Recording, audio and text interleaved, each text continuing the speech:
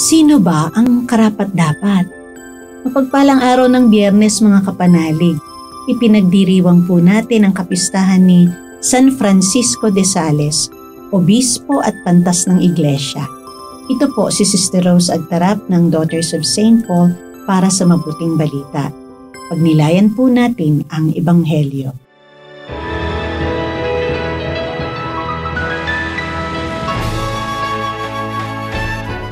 Umakyat si Jesus sa burol at tinawag ang mga gusto niya at lumapit sila sa kanya. Sa gayon niya hinirang ang 12 na tinawag din niyang mga apostol upang makasama niya at maipadala sila para mangaral at magkaroon ng kapangyarihan upang palayasin ang mga demonyo. Kaya itinalagan niya ang 12 at tinawag na Pedro si Simon at si Jaime na anak ni Zebedeo at ang kapatid nitong si Juan at tinawag niya silang Boanerges na ang ibig sabihin sinaparing kulog at saka si Andres at si Felipe, si Bartolome, si Mateo, si Tomas, si Jaime anak ni Alfeo at si Tadeo, si Simong Cananeo at si Judas Iscariote na magkakanulo sa kanya.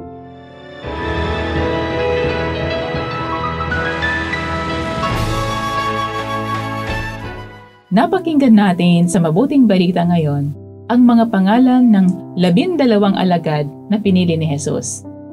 Kung sisiriin natin, wala namang ekstraordinaryong katangian ng mga ito.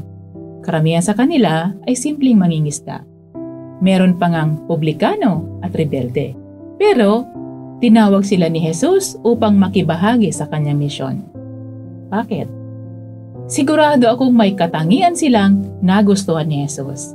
Kapanalig, hindi issue kay Jesus kung karapat-dapat ba o hindi ang isang tao. Kasi, kaya niyang pagindapatin ang sino mang kanyang tawagin at sumunod sa kanya.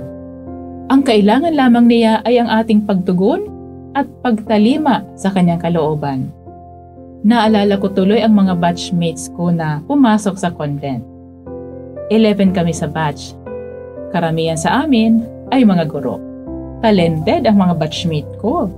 Merong magaling magpiano, maggitara, magdrawing, sumayaw at maglettering. Konting hasa na lang, makagagawa siguro ng isang aklat ang batch namin. May layout artist at illustrators kasi kami. Kaso, 4 lang kaming nakarating sa perpetual profession at yung magagaling na artist ay kasama sa mga lumabas. Minsan, naitanong ko doon sa Diyos, bakit sila lumabas? Mukhang mas karapat-dapat sila sa Pauline mission. Ako, na hindi nga marunong mag-computer ang isa sa naiwan. Kailangan ko ng maraming dasal upang maging maayos ang aking trabaho. Lalo akong kumakapit at umaasa sa awa ng Diyos tuwing mararamdaman ko ang aking mga kakulangan at kahinaan. Pero ito talaga ang misteryo ng bokasyon. We have to completely rely on the grace of God to accomplish our mission.